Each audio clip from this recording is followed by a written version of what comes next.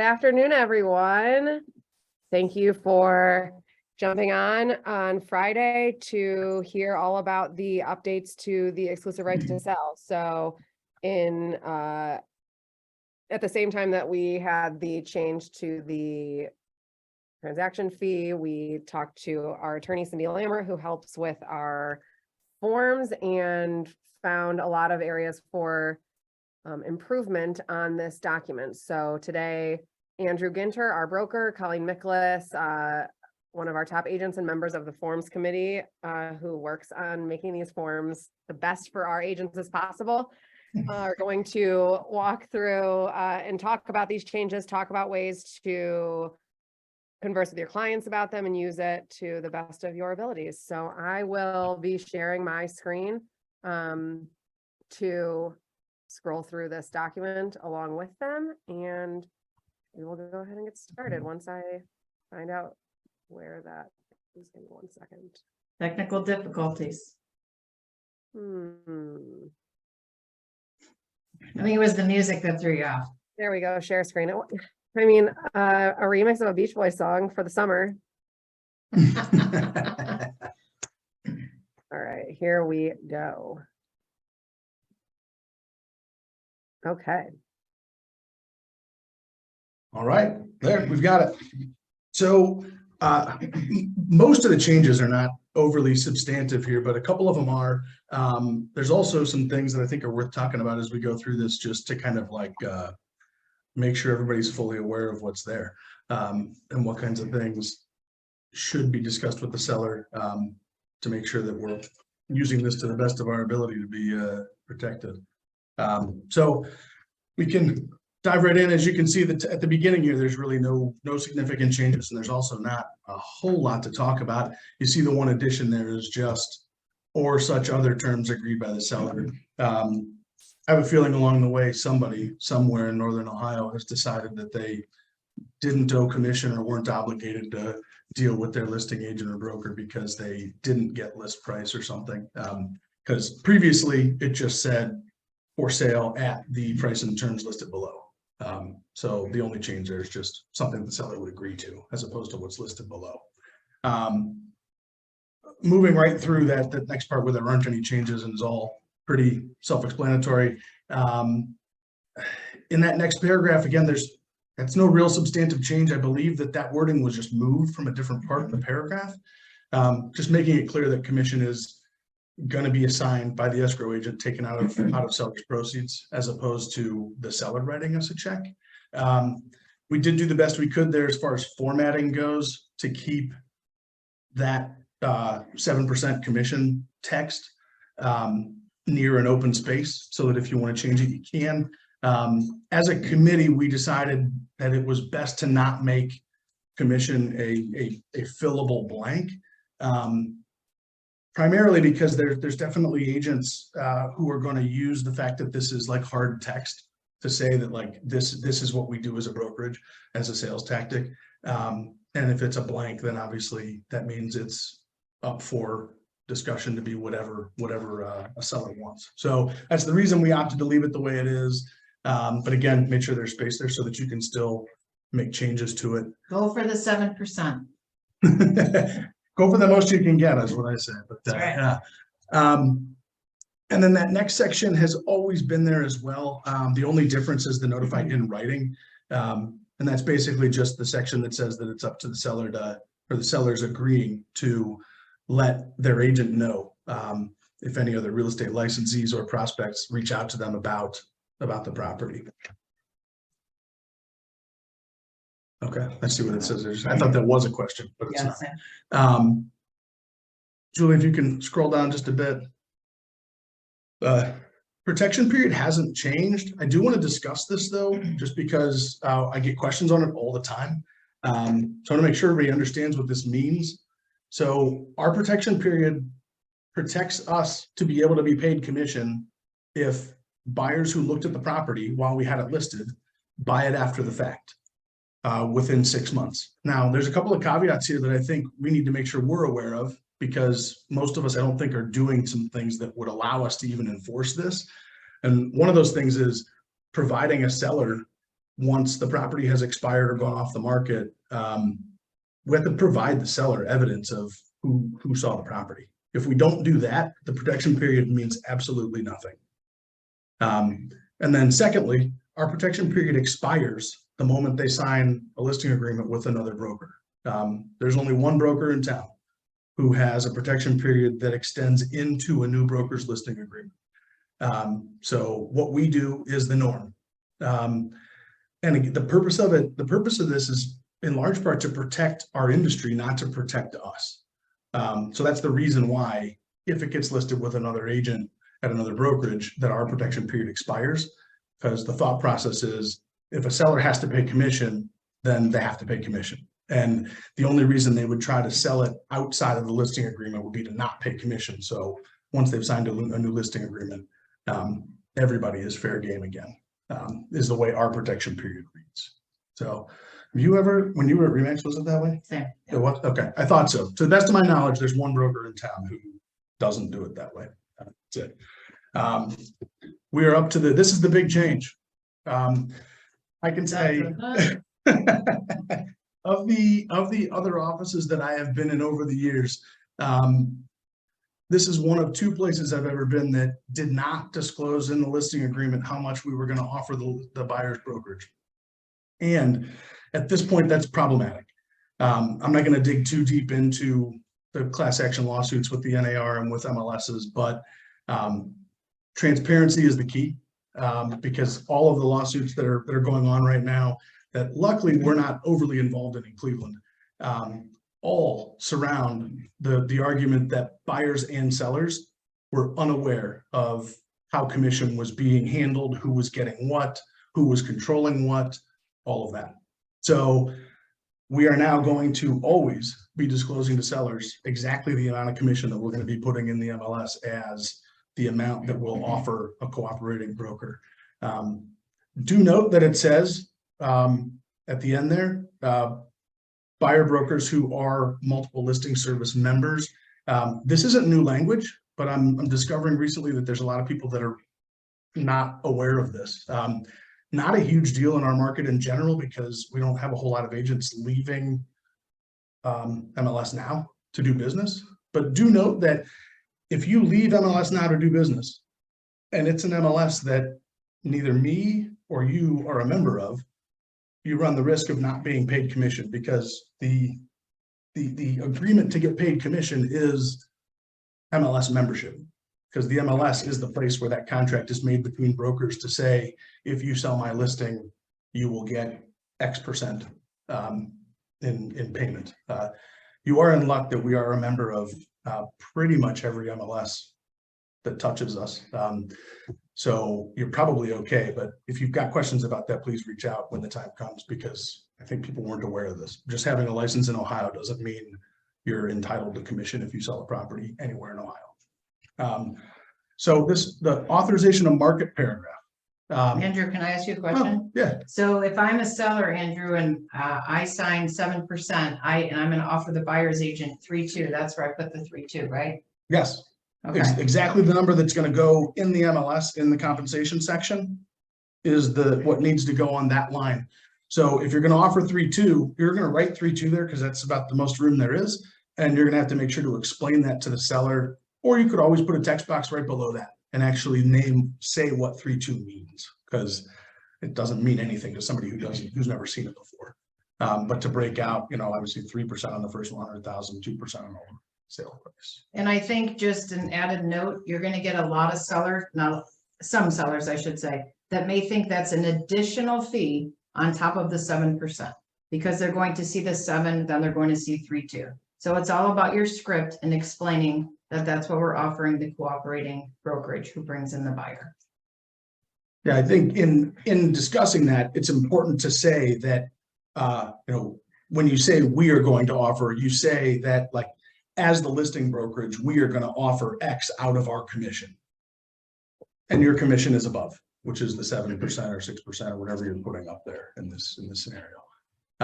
But yeah, Colleen's right. We're going to get people who think that now they're paying 10% commission. It's important that we make it clear that cooperating with other brokers is part of what makes us valuable.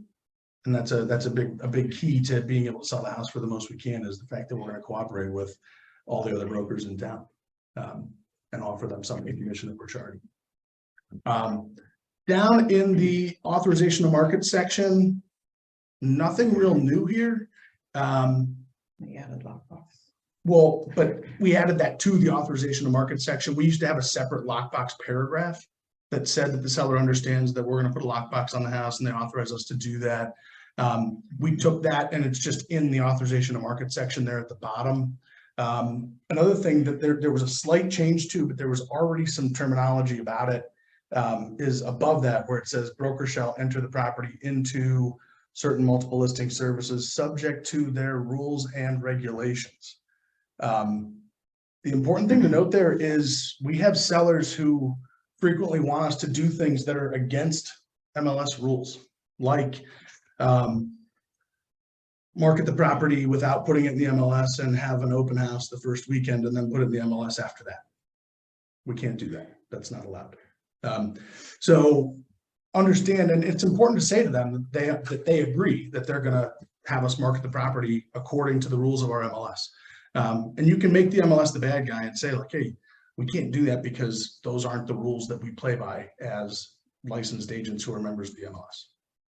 So that's always been in there, but I wanted to point that out because I think it's something that can still be an issue. Or do you run into that with sellers wanting you to do? Okay. Not personally, no, Yeah. but I hear stories. Yeah, I get calls constantly about, can I do this? Can I do that?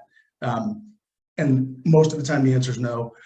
When it comes to listing but not listing properties, again, like the rules we play by as agents, like the value we bring is cooperating with each other. So when you sell that to sellers, then you don't have to talk them down from not wanting to be in the MLS and have open houses ahead of time, because you basically are just saying, why would you want to do that? Also too, I think it's the explanation and setting up that timeline when you list the house. If you set that expectation up front, there should be no issues. For sure, for sure. All right.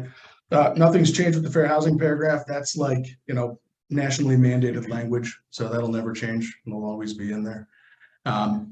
Seller disclosure section, again, not a ton of change. It basically just says that they understand that they need to fill them out, and that the information they're providing us will be used for public advertising. It's important that we added that language because just in the last year, we've had agents where I had to write them some checks because sellers have stiffed them and they've said certain things that weren't accurate, and then they couldn't be proven, and it turned into a big mess. So one thing, I've got a little note on my copy here next to that section to say, if you're getting a lot of information from your seller about specific ages of things, or the fact that something does exist or is going to exist, like let's say they're going to be installing air conditioning, but the guy's not coming out for a month, and you're going to advertise it with air conditioning. Super important that you've got those kinds of things in writing from the seller, because what if it sells the first week and then the seller never actually comes through on putting in the air conditioning? Like, we end up holding the bag on stuff like that. So really important, if you're getting a lot of like description with details, that you get that in writing from the seller as opposed to just over the phone. So that you can use that to protect yourself. Then right under that, we changed this. Previously, this used to say something to the effect of sellers will review and approve the MLS input sheet. I don't think a whole lot of us use MLS input sheets. That was, language from a long time ago, when there was one person in an office who was filling out, who was inputting MLS properties. Or you may use it, but they don't sign off on it. Of the 43 people in the room, I'd be curious to find out how many people actually use them, but I don't think many. So we give them to Liz, so she Gotcha. does it. Like, Yeah. if you have a transaction partner who needs that data, then we would use the MLS input sheet. So, but we changed that to just say, the seller agrees that they shall carefully review the MLS listing and confirm its accuracy, because I think in large Yeah. part, people weren't using that form. And then again, we're kind of back to taking on the liability that should be our sellers to make sure that basic information that we don't have access to and they do. is And I think correct. I think it's also best practice, the minute you go live and active, you shoot it over to the seller and say, hey, we're live and active, please review all the data information. Yeah, and that gives I you a do it good all the time, chance, yeah. that gives you a good chance to do it in writing. Yep. Because you're gonna email it over to them and just in that email say, take a look at this. If there's anything that needs to be changed, please let me know and I'll make changes. And then that way they respond back to you with an email with either mistakes Great. or saying, fantastic, the photos are great, everything looks good. And now we've got the green light that nothing is wrong from the seller's perspective. Down just below that, again, none of these changes are of any extreme material here. It basically is just them understanding that if they conceal defects, that they're going to be responsible for that misrepresentation. And then it says that they're going to indemnify us from any liability there if they've concealed anything. The one thing I do want to point out here, and this should be normal practice all the time, but this listing agreement, again, maybe gives you the opportunity to discuss it with a seller ahead of time as opposed to in real time, is you'll see in there, it talks about inspection reports and things like that being information that needs to be disclosed. I think we need to be telling our sellers always that if we get an inspection done and the deal dies after the inspection because the buyer walks away or we can't come to agreement, whatever, that inspection report needs to be given to all future buyers, no matter what. Now, if there's things on there that are completely unfair or unreasonable, we've got to combat them. We can't just, the seller can't say, oh, that's not mold in the basement, that's just dirt, and then, you know, dismiss it. Rather, we need to have another expert look at it and say it's not mold. And now we have real information to go against the original information. But this has happened numerous times in the last 12 months where agents have not provided inspection reports because the seller didn't think they were fair, or agents have deleted the email with the inspection in it, claiming that means that they never saw it. We had a seller at one point who decided he was going to go through and make his own changes to the inspection report because he didn't think things were accurate. It just, none of those things fly. What's the question we've got here? Seller disclosures line two says, I don't know. Gonna pull up I think that was from Alex. Line two says seller shall carefully review, should it be seller shall carefully review.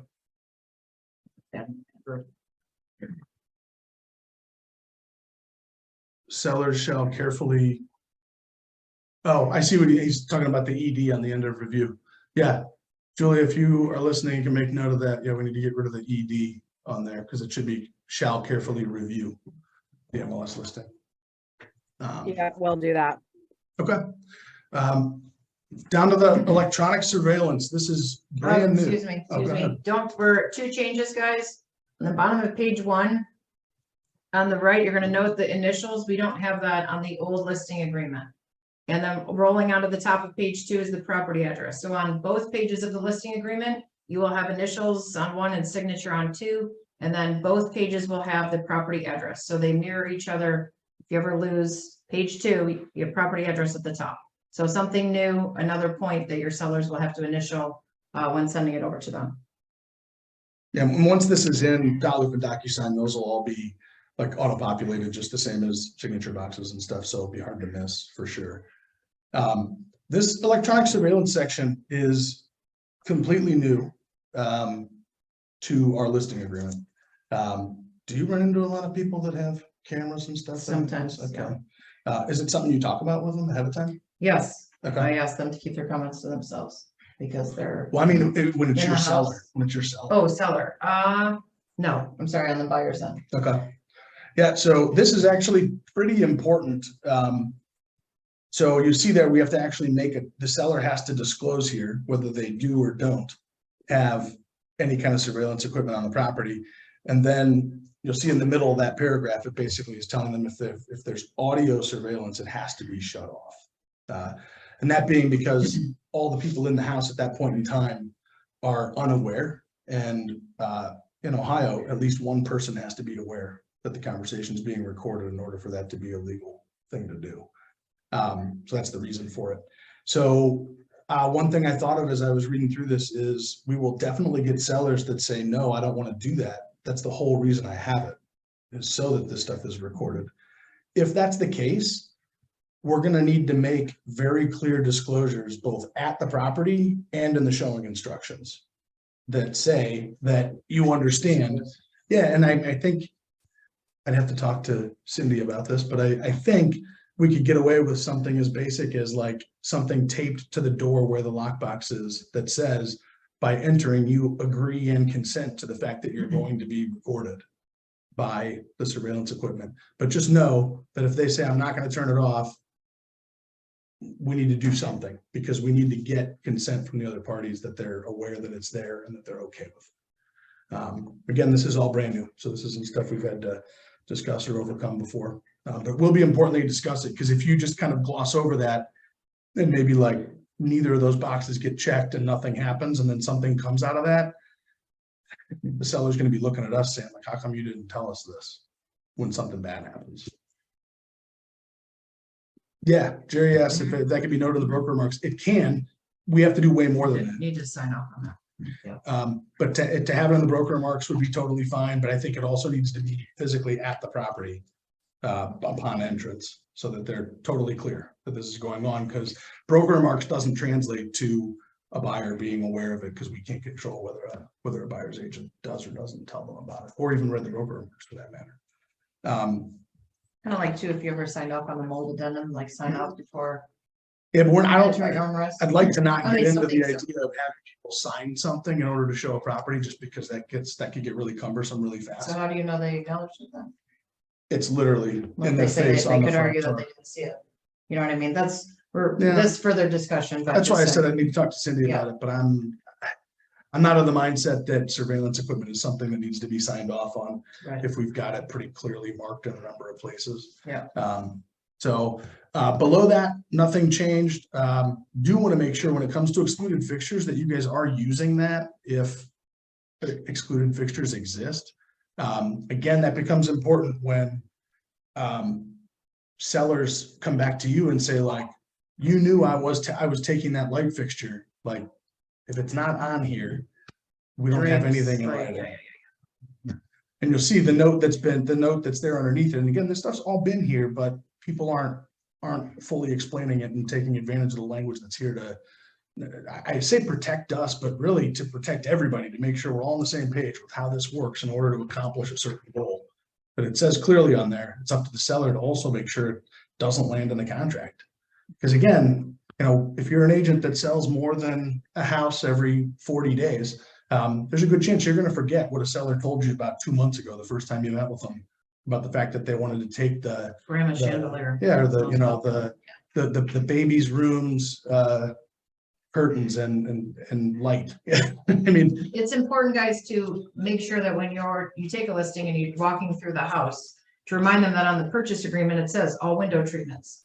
On the fireplace, it says the grate, the screen, sometimes they're antique fireplace tools. You know, if I say put them in the basement or put them away where they can't see them. You know, on the purchase agreement, you think when you write offers, all the things you check off. And so when you're going through the house, and I would say grandma's chandelier is probably the most popular one in my experience, then switch it out. The minute you draw attention to it, they want it. But this is an opportunity, please, to make sure when you're walking through the house that are you okay with all the light fixtures staying and the ceiling fans and all this, even outside lights? I've had people want bushes in the garden, believe it or not. It all comes up, but you have to be super transparent and set those expectations for your seller, explaining that when the buyer's offer comes over, a lot of those inclusions on page 1 will all these check boxes. especially if it's something weird like bushes or Bushes are weird. I've had a number of weird landscaping ones, and it's Yeah. like, that's physically attached to the property. It's not even like up for debate as to Right. whether that would stay or not. But Colleen's right on it. I do the same thing with sellers. You know, if it's something they're gonna take, let's take it down before we even sell the property. There's no need to market the property with things that aren't gonna stick with it. So I'm in agreement with that. Pretty sure we're all familiar with the home warranty paragraph there, so nothing really to discuss there. Just limited, the word is removed, that's all, it's just home warranty. On the new one. Well, no, it's. Oh, it is now it's limited, sorry, home now it's warranty, where it limited, sorry, used to we be added. home warranty, yeah. And then, Yeah, we added point of sale. yes, so I'm not sure what the value of that was. It used to say something about inspections or government inspections, and so, changing that is simple enough. I mean, the rest still applies. It says the seller is responsible to do those and to pay for them. That next section, Could I just add one point? Yeah. If you guys are in a municipality where they have a point of sale, please get that done prior to listing the house so that you have at least the list and say the seller's working on it, or if it's all free and clear, we just listed one today in Mayfield and it's free and clear. It just muddles up the whole contract when some things are done, some are not. Well, I'd like them to assume, but I don't know. So if you do your homework in advance, it will help you, especially all of us that sell in a lot of the heights that have the point of sale. one thing, in addition to helping us and other agents, it's also going to help the seller. It's everyone, Because full A circle. seller's gonna have a way easier time selling a property where the buyer knows what they are or aren't assuming. Because yeah, I can think of the amount of times that deals have fallen apart in this office after the point of sale inspection was completed, because in most contracts, it basically says, once it's completed, the buyer will have a chance to review it and agree or not to move forward. And what's the point in having the house off the market for 2 weeks while you're waiting to get the point of sale inspection done, only for the buyer to walk Right, away? just get it done. And two pieces of advice. One, please put it on the supplements. Just kind of like your property disclosures, lead-based paint, the home warranty application, if you do have one, it avoids all those questions. Think of when you're writing an offer and they say yes, yes, and nothing's on, or the supplements aren't even online. And number two, if you have a buyer that is assuming and that money is going back to the seller, please, just because the transaction closed, don't forget about those items. You got to put on your calendar, whether it's 6 months or a year follow-up, to make sure that money is released out of escrow. So into that maintenance paragraph, one of the things that was added is regarding temperature, which is important, especially when we've got people out of town. I think, like, sellers don't assume that we're going to cut the grass and shovel the driveway and stuff, but there is a weird line there that gets kind of gray where sellers start to think, well, maybe you are responsible for making sure that, like, the pipes don't burst or that people don't leave doors open, and there's some grayness to that. I've done it myself, where if I have a seller who's out of town, I just tell them, like, hey, I'll go over there once a week and make sure everything is the way it needs to be. But I mean, that doesn't mean that one of the other 6 days of the week, an agent's not going to leave a door open and pipes aren't going to freeze or something. Or you have an elderly seller that says, oh, we're under contract now, so do I have to continue to cut the grass? Do I have to take care of everything? I'm just gonna turn everything off, all the utilities. They're under that mindset that they're done with it, and no, we're not. We still have to get through the inspections, assuming you have an inspection, and it's still your house until title transfers. And them hiring us to sell it isn't them hiring us to We're manage. not property managers. So if they want that, we could maybe hook them up with a landscaper or something. They can pay for that. But yeah, nothing's changed with our cybersecurity paragraph. I cannot reiterate over and over again enough times, though, how important it is that you are always having your clients, and it's more so with buyers because they're the ones wiring money, but people need to be getting wiring instructions confirmed by phone calls and things like that. Because I mean, we in the last 6 months, I would say we've had more than $1 million lost by our clients in cybersecurity issues.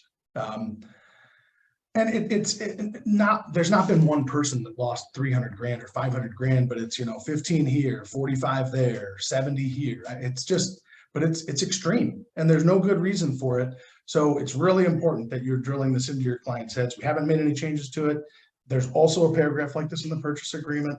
But yeah, and second to that is, this is off topic here, but don't be the person giving your clients wiring instructions. Don't reach out to the title company and ask them for the wiring instructions so that you can give them to your buyer or seller.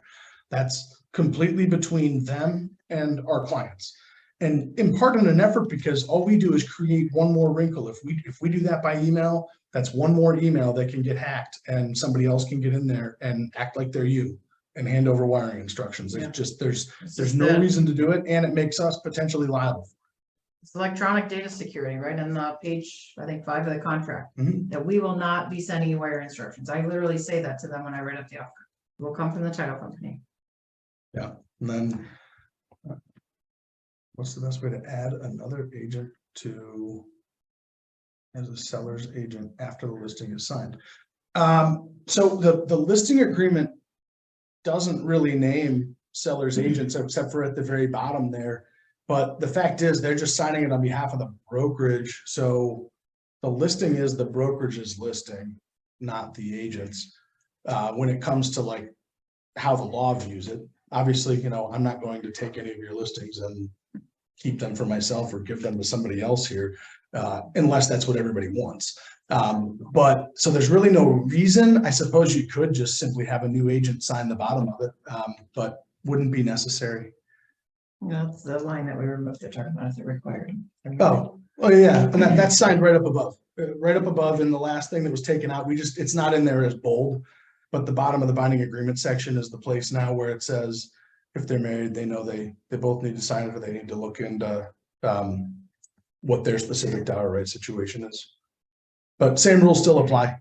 If a seller is married, both people are selling it, no matter what. Andrew, what if I'm on title of the house, but my husband Jim is not, but we're married? Still, Jim still has to sign it, right? Okay. Yeah, and that's like the biggest time we run into that is, you know, Colleen bought a house when she was 22 years old and then got married to Jim when she was 28 years old. And now they want to sell that rental, and it hasn't been financed or quitclaimed or anything like that. And so it still just has Colleen's name on it. They both owned it the moment they got married. Dollar rights. Yeah, the moment a person marries somebody else, they both own the property. We've had some pretty sticky ones recently where a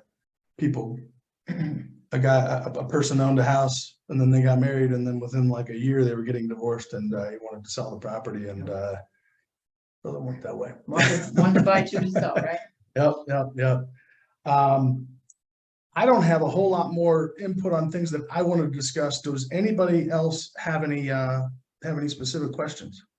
And feel free to just chime in as opposed to type in the chat box if you'd like.